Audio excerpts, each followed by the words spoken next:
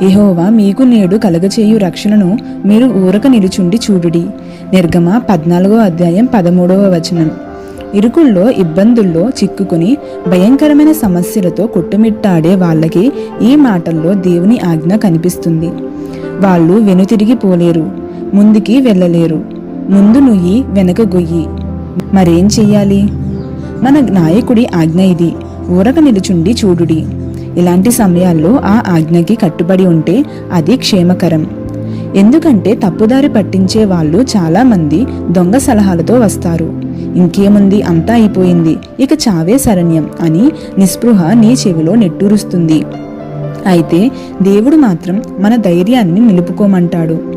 కాలం ఎంత ఎదురు తిరిగినా ఆయన విశ్వాస్యతను, ప్రేమను తలచుకుని ఉత్సహించడమే మన విధి. పిరికితనం తొందర చేస్తుంది. వెనక్కి వెళ్ళిపో, అందరూ చేస్తున్నట్టే చెయ్యి, లోకంతో వెళ్ళు, ఇక క్రైస్తవుడిగా ప్రవర్తించడం అసాధ్యం, లే, నీ నియమాలను తీసి ప్రక్కన పెట్టు అంటూ నిన్ను నీరసింపచేస్తుంది ఆ పిరికితనపు ఆత్మ. నువ్వు నిజంగా దేవుని బిడ్డవైతే సైతాను ఇలా ఎంత నిస్పృహపరిచినా దాన్ని అనుసరించలేవు. ఆయన దివ్య ఆదేశం నిన్ను బలాన్ని, తేజస్సుని ధరించుకుని సాగిపోమ్మంటుంది. నీ దారి నుండి నరకం గాని మరణం గాని నిన్ను ప్రక్కకి మళ్లించలేవు. కొంతసేపు నిన్ను అలా నిలవబడిమని ఆయన ఆజ్ఞ ఇవ్వకూడదా? ఇది కేవలం నీ బలాన్ని తిరిగి సమకూర్చుకుని నూతనోత్సాహంతో ముందుకి సాగిపోవడానికే కదా. దురుసుతనం రంకిలేస్తుంది. ఏదో ఒకటి చెయ్యి, లే, ఊరికే కూర్చోవడం సోమరితనం కదా అని.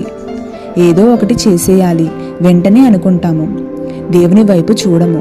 ఆయన ఏదో ఒకటి చేసేవాడు కాడు, సంపూర్తిగా నెరవేర్చేవాడు. అతి తెలివి బడాయిలు కొడుతుంది. నీ ఎదుట సముద్రం ఉందా, నేరుగా దానిలోకి నడిచి వెళ్ళిపో, ఏదో ఒక అద్భుతం జరుగుతుంది. అయితే విశ్వాసం ఈ మాటలేమీ వినదు.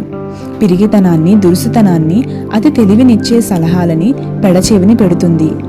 దేవుడన్నాడు, నిశ్చలంగా నిలబడి ఉండు, కదలని బండరాయిలా నిలబడుతుంది విశ్వాసం. నిశ్చలంగా నిలబడు, స్థిరుడైన మనుష్యునిలా నిలబడు. ముందుకు దూకడానికి సన్నద్ధుడివై సిద్ధపాటుతో, ఓపికతో, ఉల్లాసంతో ఆజ్ఞాపించే ఆ స్వరానికి కట్టుబడి ఉండు. ఇశ్రాయేలీయులకి మోషే ముందుకు వెళ్ళండి అని చెప్పినంత స్పష్టంగా త్వరలోనే దేవుడు నీకు ఆజ్ఞాపిస్తాడు. చిందరవందరైన నీ మార్గాల గురించి చికాకులెందుకు? నిశ్చలంగా నిలబడు.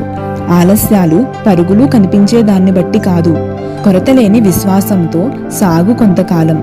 ఓపిక పట్టు దేవుని వదనంలో. చిరునవ్వు శోభిస్తుంది. అర్థం కానిదంతా మబ్బులా విడిపోతుంది.